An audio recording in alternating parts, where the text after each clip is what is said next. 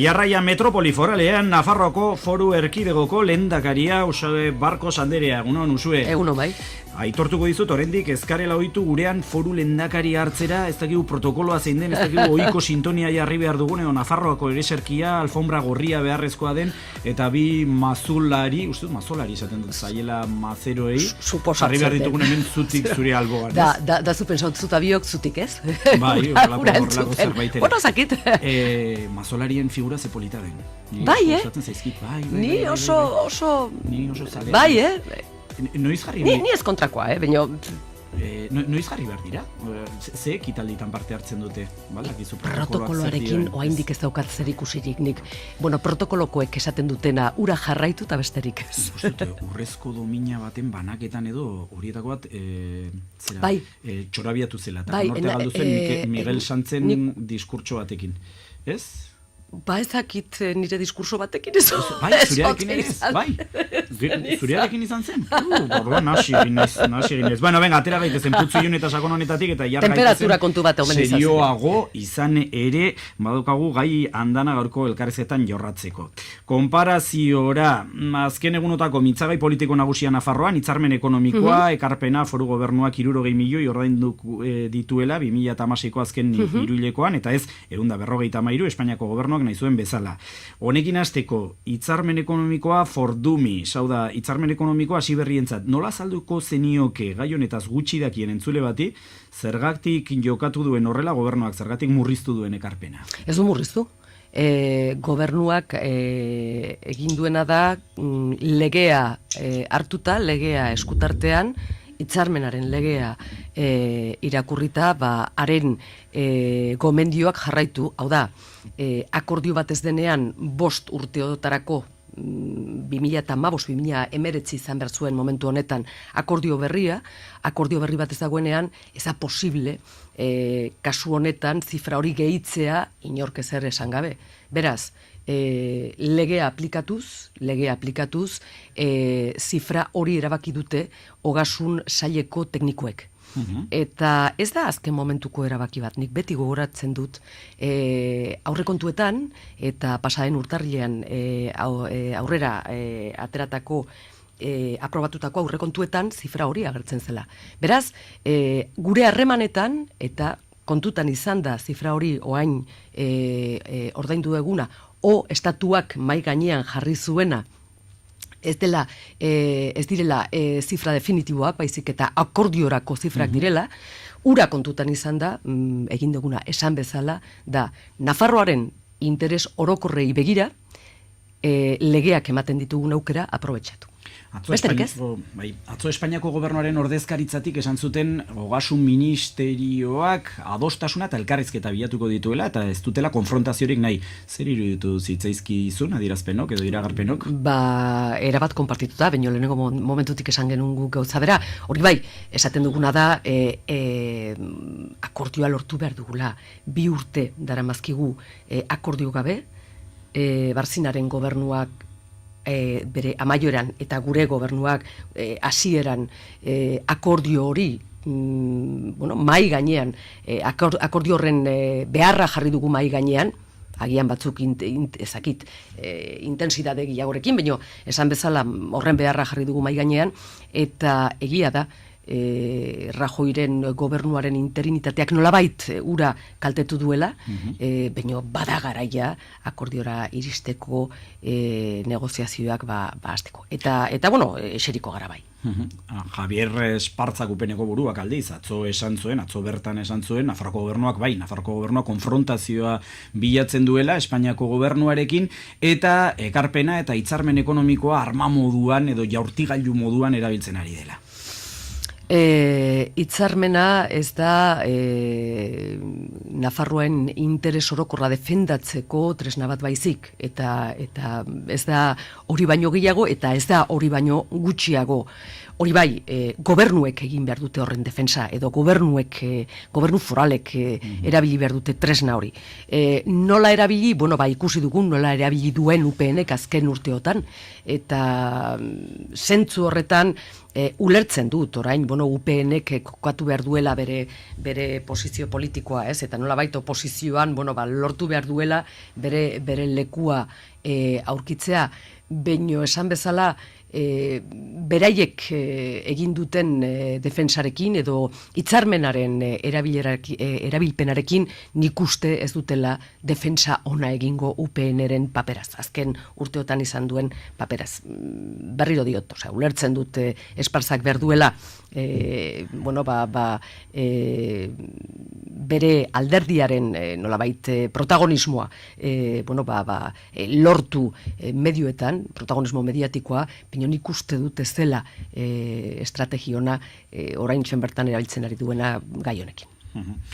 Ungi ulertu badut esaten ari zara, UPN ez dagoela eroso polemika honetan, Nafarroaren defendatzaile nagusitzat planteatu du, aurkeztu du bere burua betidanik, eta orain Espainiaren alde ari da gatazka honetan batek dio, somatzen dela Mikel Aranburu txistularia dela, asmatu duelako denak bere erritmoan edo berak markaturiko erritmoan dantzan jartzen, ados?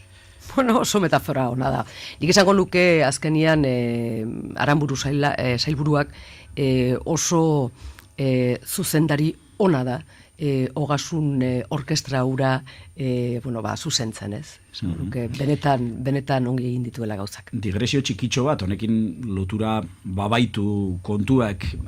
Pozik, azken boladan gobernuaren politika komunikatiboarekin, izan ere, aldaketa egin zenuten, eledun aldatu zenuten, Ana Oiok utzi zion zer egin hori egiteari, Maria Solanak hartu zuen bere bizkar, irudipena daukat, horren ondotik, esposizio mediatiko txikiagoa auki duzula, pozik aldaketarekin eta horren ondorioekin? Esposizio mediatikoak zerikusi handia daka momentuarekin, ez bakarrik tresna komunikatiboekin, beraz, esango nuke, bere momentuan, bere garaian esposizioa asko handiagoa izan zela, ez nire aldetik. Gaur Beaumonte badauka agerraldia parlamentuan, uste dut foruzainei buruz hitz egin behar duela suhiltzailei buruz, baina esan edut suhiltzaile lanak egitea egokitu zitzaizula, ez? Bai, horrela da, askotan plus eskatzekotan egon naiz, baina ez, nik uste beretan azkenian, politika klasikoak dio, hobe buruak momentu honetarako erreserbatzen balin badira, ez? Nik esango nuke, beste modu bat dagoela gauzak egiteko eta askotan naiz eta gauzak ongi egin ala ez, baina askotan hobe dela talde baten buruak, kasu honetan gobernu baten presidenteak aurpegia ematen balin badu, kasu oso zailetan edo oso itxusietan, ez?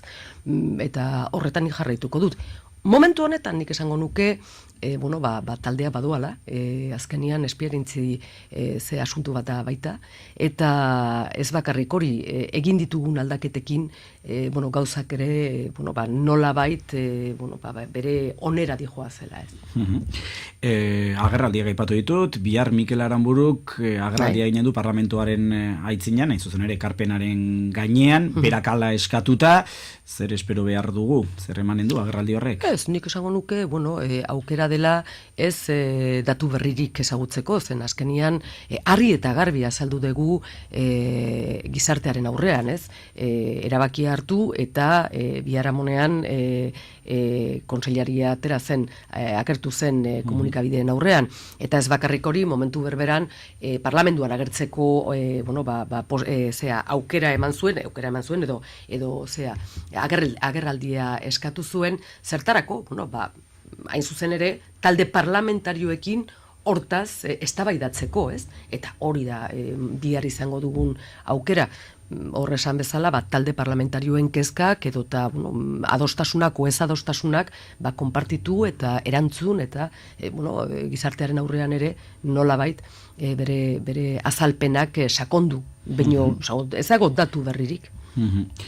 Atentzio eman didan zerbait, eskatzen ari zarete negoziazioa estatuarekin buruz buru, parez pare egitea, eta noiz eta hori aldarrikatzen ari zaretelarik, Madrilera joanen zara erregimen orokorreko erkidegoetako presidenteen bilkurara.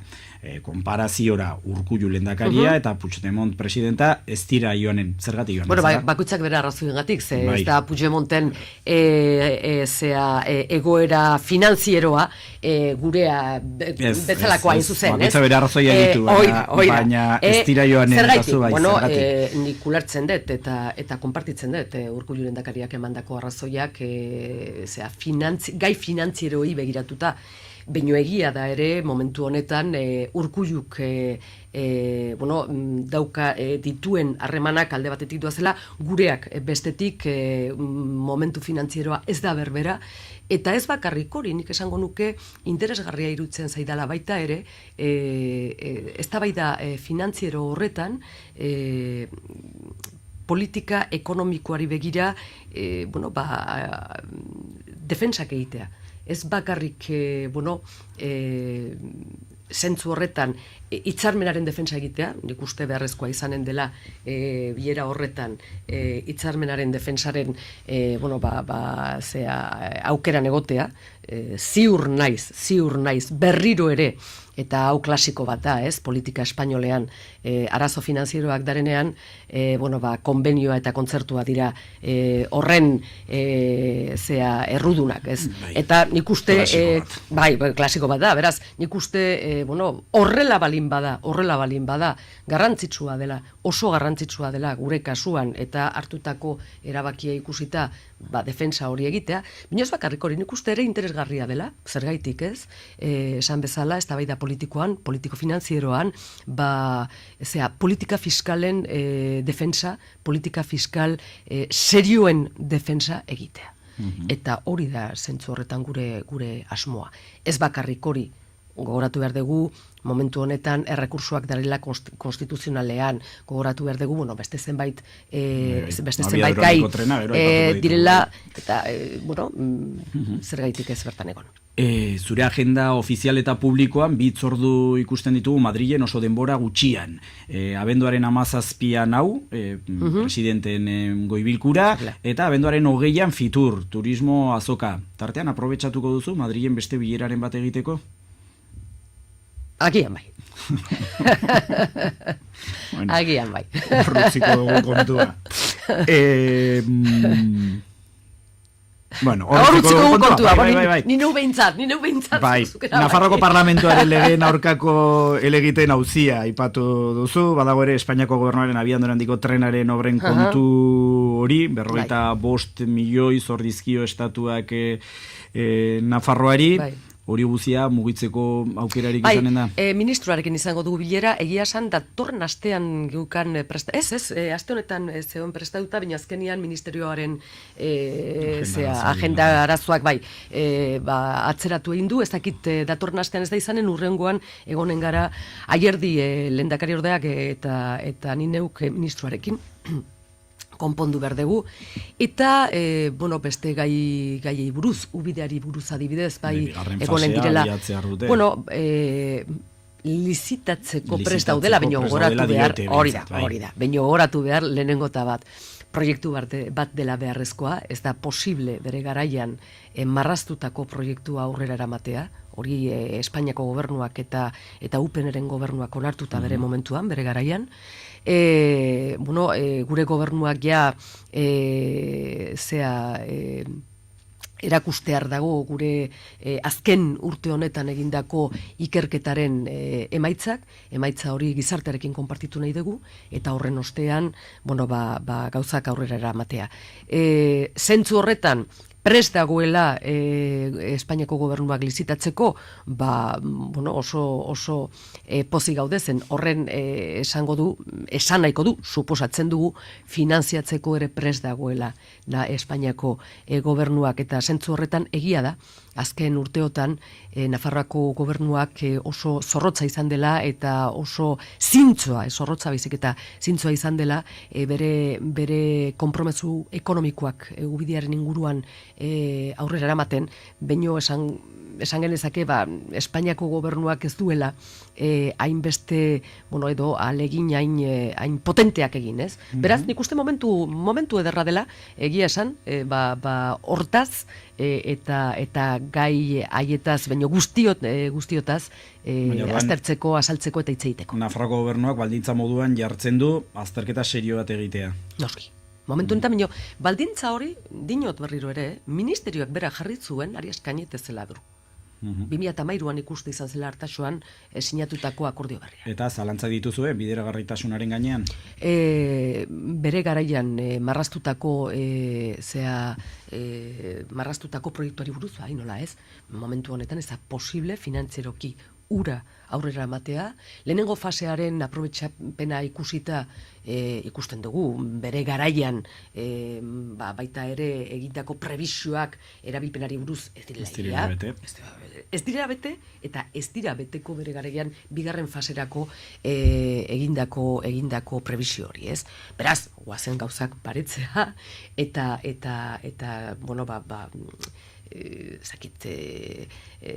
lasaitasun osoz bideratzea. Eta abiadura handiko trenarekin zer izan ere Eusko Jaurlaritzak horrena aldeko apustu irmoa egin du, mango legealdi berrian, Eusko Jaurlaritza Urkullu lehendakaria karguaz berriro jabetu zenetik, Nafarroko gobernutik zer diozue? Argi eta garbi momentu honetan estatu mailan egindako prebisioen arabera, Kantauri eta Mediterraneoaren artean korredore horrek ez dago prebisioen artean lehenengo mailan, ez? Zentzu horretan horrek argi eta garbi alde batera uzten du Kastejon eta Iruña bitarteko ramal hori, ez? Tarte hori. Baina gure ustez, eta horrela adostu gendun kuatripartituan, interesgarria liteke Iruña eta Gasteiz, hirugarren, zakitula esaten dut, hirugarren bide horren bitartez, Iruña eta Gasteizen arteko bidea jorratu, Europarako bidea, trenez, Europarako bidea irekitzeko. Eta ez bakarrik bidaiarientzat baizik eta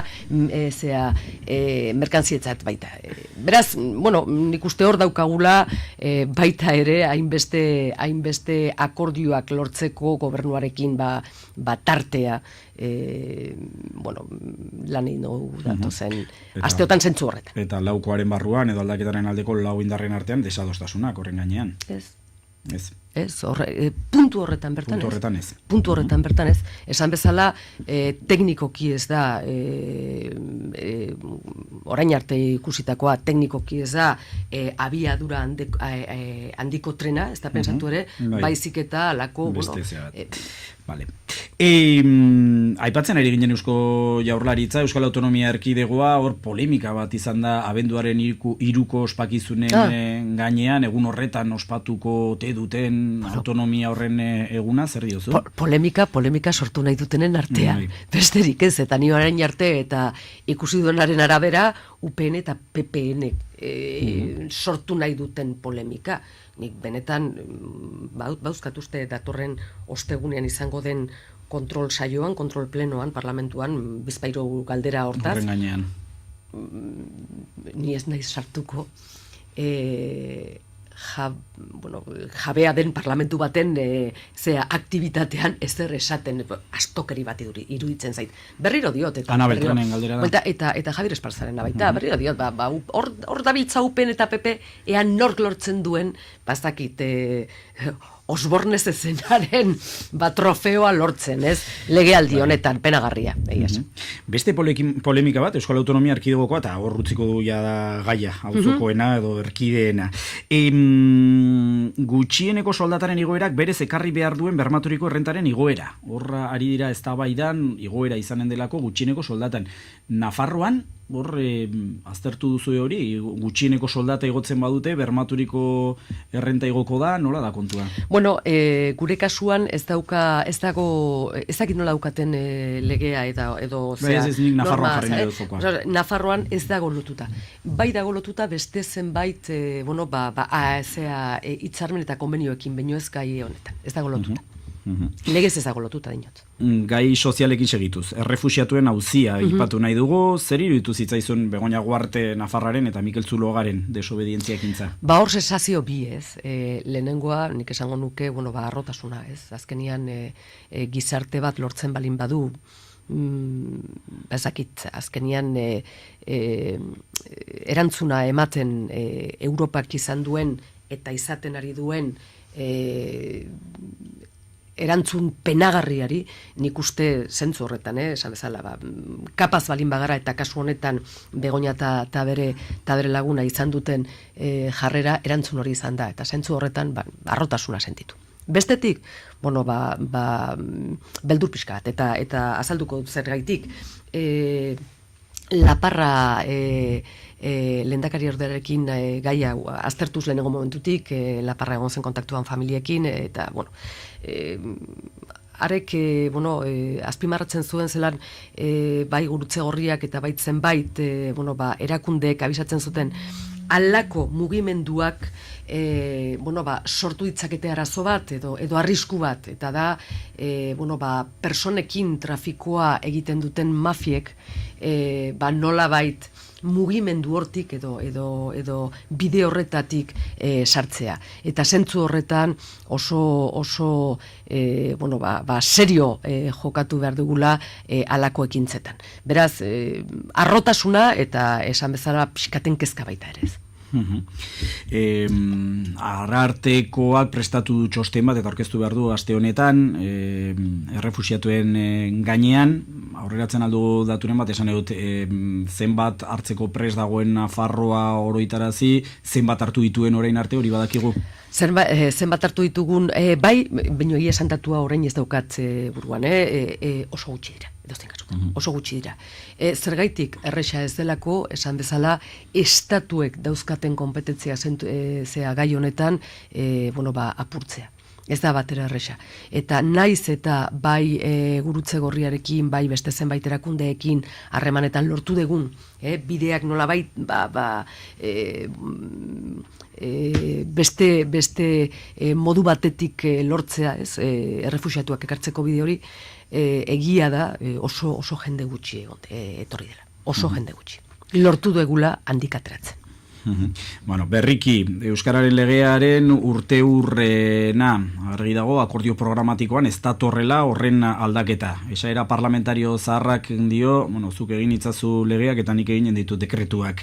Noizko Euskararen legearen gaineko dekretua? Nik uste, bai, amaitzearria eta gehien bat, zen nahi dugu, dekreto, ambizioz beteriko dekreto bat, baino adostasunak lortzeko gai dena. Eta ez da lan errisa.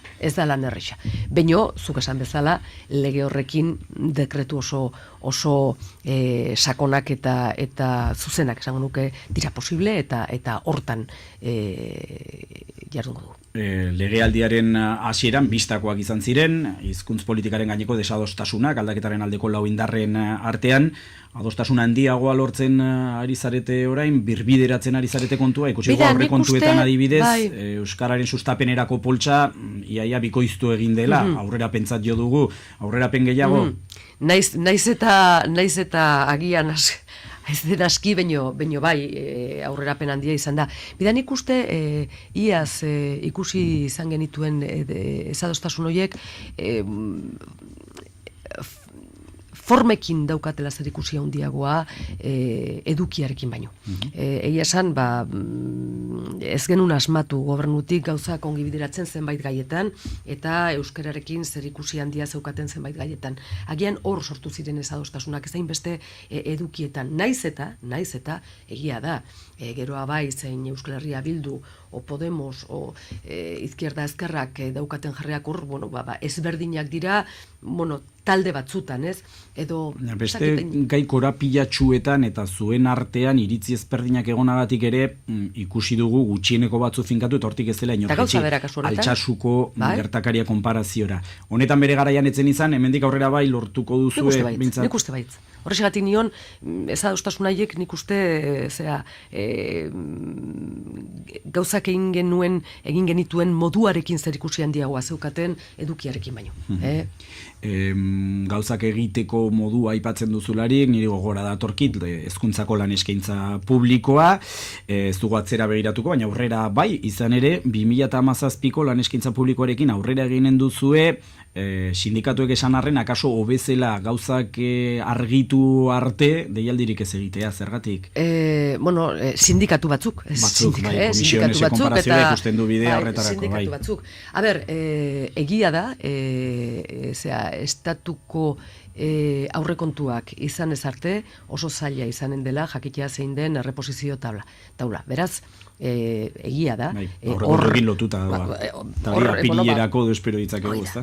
Baina, egia da ere, aukera dela eskaintza aurkeztea, ezagutzera ematea zeintzuk izango diren eskaintza jorratzen dituen edo hartzen dituen arloak, eta aukera ematea ikasten hastea.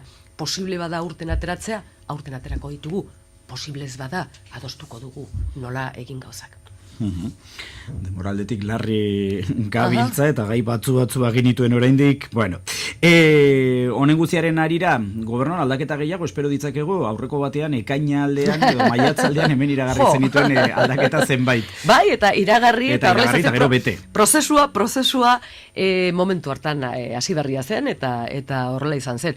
Momentu honetan aldaketa sakonak esango nukeia legealdiari begira gutxinaka izango direla zenbait sailetan, ez? Baina honek esango nuke, korapilatsuena egina dagoela. Beraz, kontseilarietan eta aldaketarik ez? Momentu honetan ez dago zergaitia eta zut ikusten horren beharra.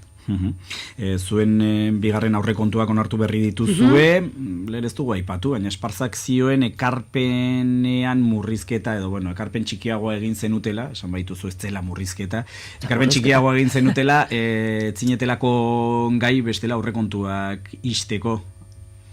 Ez, berriro diot, espalza jaunak esan dezake, berak esan nahi duena, baina esan bezala, eguzkia, daiz eta lainoak izan, eguzkiak esaten digu eguna dela, eta ilargiak gaua. Eta espalza jaunak ez du hori aldatuko. Hemen egi bakar bat dago, eta momentu honetan da, eta da gai izan garela, beren momentuan gainera, gai izan garela, bigarren aurrekontuak aurrera eramateko. Agian, esparzak espero ez zuen berria. Agian horrek esplikatzen du bere azalpenen zergaitia, baino momentu honetan eta gizarteari begira eta Nafarroaren interes orokorrei begira eta herritarren beharrei begira, oraingoan bai, Nafarroak bere aurrekontuak normaltasun osoz eraman ditu aurrera. Zerga erreforma gehiago ikusiko ditugu? Nik uste zerga erreforma gehiago ikusiko ditugula gure inguru politikoan. Hau da... Madrildi konparazioa, heldu da diru gehiago horrelako baten kontura. Horri ez diote infernu fiskal edo zerga infernu deitu. Baina Nafarroari buruz ari nintzen. Hemen aldaketa gehiago egin dira? Esan bezala, orain arte egindako edo bere momentuan egindako reforma fiskalaren emaitzak aztertu nahi ditugu, urte hau behar dugu eta ikusiko dugu zenolako emaitzak dituen egindakoa, zerbait ajustatzeko balin bada beharrezkoa, inen dugu alde batetiko bestera. Foru Erkidegoko lehendakari Usue Barkos, mi esker metropoli foralera hurbiltzeagatik, Euskal Herria irratira etortzeagatik. Eskerrak zuei. Ongi bizi.